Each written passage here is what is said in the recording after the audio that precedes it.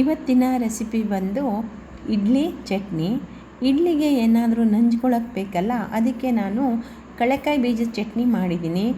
ಇಡ್ಲಿ ಮತ್ತು ಕಡಲೆಕಾಯಿ ಬೀಜದ ಚಟ್ನಿ ಹೇಗೆ ಮಾಡಿದ್ದೀನಿ ಅನ್ನೋದನ್ನು ನನ್ನ ಫ್ರೆಂಡು ವಿವರಿಸ್ತಾರೆ. ಇದಕ್ಕೆ ತೆಂಗಿನಕಾಯಿ ಉಪಯೋಗಿಸಿಲ್ಲ, ಅದೇ ಒಂದು ವಿಶೇಷ. Welcome to Geetha's kitchen.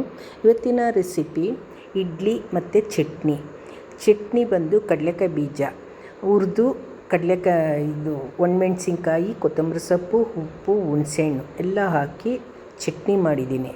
ಮತ್ತು ಇಡ್ಲಿಗೆ 3 ಕಪ್ಪು ಅಕ್ಕಿ ಮತ್ತು 2 ಕಪ್ಪು ಉದ್ದಿನಬೇಳೆ ಹಾಕಿ ರುಬ್ಬಿ ಇಟ್ಕೊಂಡಿದ್ದೀನಿ. 8 ಗಂಟೆ ಕಾಲ ಇಡ್ಲಿ ಹಿಟ್ಟು ರೆಡಿಯಾಗಿದೆ. ಆಮೇಲೆ ಇಡ್ಲಿ ಹಾಕಿ ಇಡ್ಲಿ ರೆಡಿ ಮಾಡಿದ್ದೀನಿ. ತುಂಬ ಚೆನ್ನಾಗಿ ಮೃದುವಾಗಿ ಬಂದಿದೆ. ಮತ್ತು ಚಟ್ನಿನೂ ತುಂಬ ಚೆನ್ನಾಗಿ ಹಾಕೇ ಇಲ್ಲ, ಆದರೆ ಹಾಕಲಿಲ್ಲ ಅಂದರೂ ತುಂಬ ಚೆನ್ನಾಗಿ ಬಂದಿದೆ. Thanks for watching. ಮಾಡಿ, ಶೇರ್ ಮಾಡಿ, ಸಬ್ಸ್ಕ್ರೈಬ್ ಮಾಡಿ, ಲೈಕ್ ಮಾಡಿ ಪ್ಲೀಸ್.